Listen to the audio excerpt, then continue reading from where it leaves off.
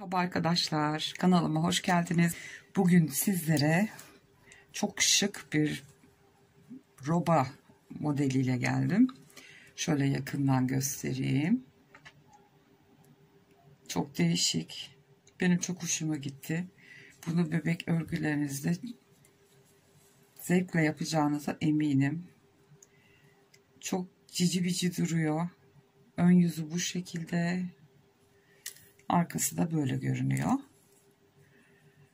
Elimle Koylit Baby ile ördüm. 3,5 numara şişle. Bu şekilde. Çok da basit. Ama çok hoş duruyor bence. Bu modeli çalışmak istedim bugün de sizlerle. Size fikir olsun diye.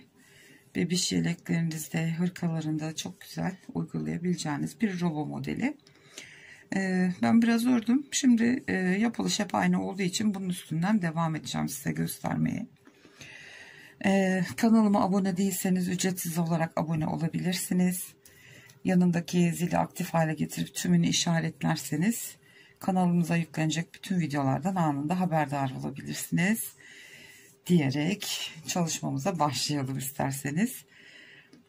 Şimdi işaretleyici falan koymanıza gerek yok. 4 ilmek üstünden kuruluyor. Yani roba çalışırken 4 ilmek. Arada normalde bazen 1 veya 2 ilmek koyardık ya. Bunlar da 4 tane. O yüzden ilmek ayrımlarınızı yaparken 4 ilmek olarak hesaplamasını yaparsanız gayet rahatlıkla, kolaylıkla örebileceksiniz. Ben hemen şöyle ortaya kadar öreyim.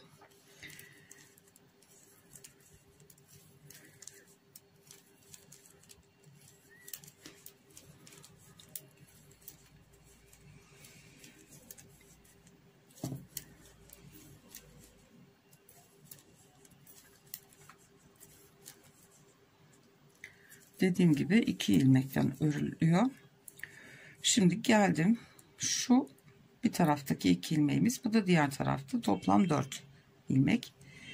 Şimdi bu ilmeklerin ikisini sağa doğru kesecekmiş gibi batırıyoruz şişimizi. Örüyoruz ama şişten çıkartmıyoruz. Birazcık uzunca tutabilirsiniz. Bir kere arkadan üstüne doğru doluyorum ve tekrar aynı yere batıp 3. ilmeği çıkartıyorum. Yani 2 ilmekten 3 ilmek çıkartmış olduk. Diğer 2 ilmeğe geçmeden evvel şu 2 ilmeğimizin yönünü değiştireceğiz. Çünkü bunu da sola yatık kesermiş gibi öreceğimiz için bir tane örer gibi yaptım. Şişten çıkartmadım, ördüm. Tekrar aşağıdan yukarıya doğru doladım. Tekrar battım. Düz örgü örer gibi 2 ilmekten 3 ilmek çıkarttım. Ve sıranın sonuna kadar dümdüz örüyoruz. Çok basit. Bir sağ yatık keser gibi 2 ilmekten 3 ilmek çıkartıyoruz. Diğer taraftakilerini sola yatık kesecekmişiz gibi ilmekleri döndürüp ondan sonra 2 ilmekten 3 ilmek çıkartıyoruz. Arka yüzünde hiçbir işlem yok. Sadece ters örgü olarak ya da modeliniz neyse o şekilde örüyorsunuz.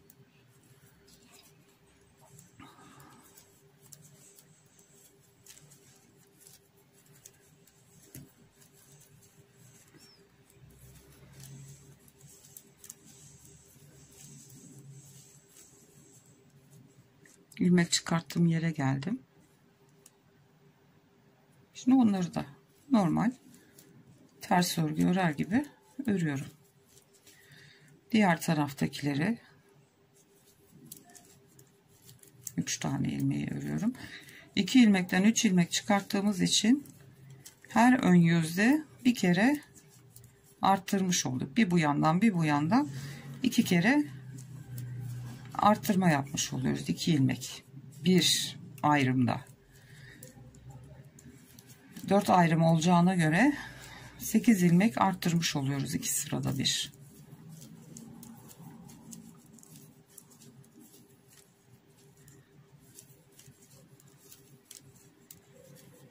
Evet. Bir kere daha göstereyim.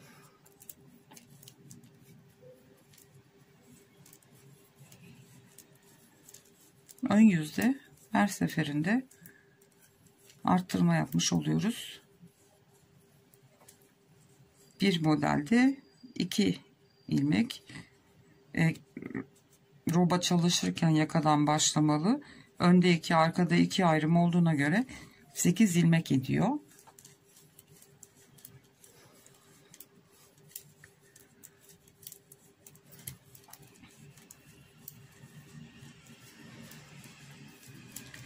Evet, şimdi geldim o 3 ilmek çıkarttığımız yere.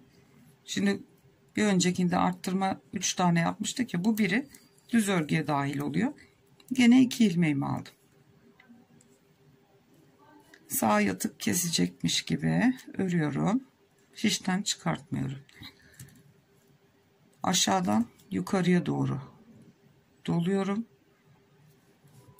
Yani şu şekilde örmüyorum. Alttan yukarıya doğru doluyorum. Tekrar bir düz ilmek daha örer gibi yapıp 2 ilmekten 3 ilmeğimi çıkarmış oldum. Diğer tarafa her seferinde aldanıyorum. Geçmeden evvel ilmekleri çeviriyoruz. 2 ilmeği birlikte alıp ilk ilmeğimi çıkarttım. Doladım. Tekrar battım. Bir ilmek daha çıkarttım. Ve örmeye devam ediyoruz. Hepsi bu kadar arkadaşlar. Arka yüzde de gene hepsini ters örgü olarak öreceğiz. Bu kadar basit. Ama çok güzel duruyor. Yetişkin örgülerinde de bile kullanılabilir.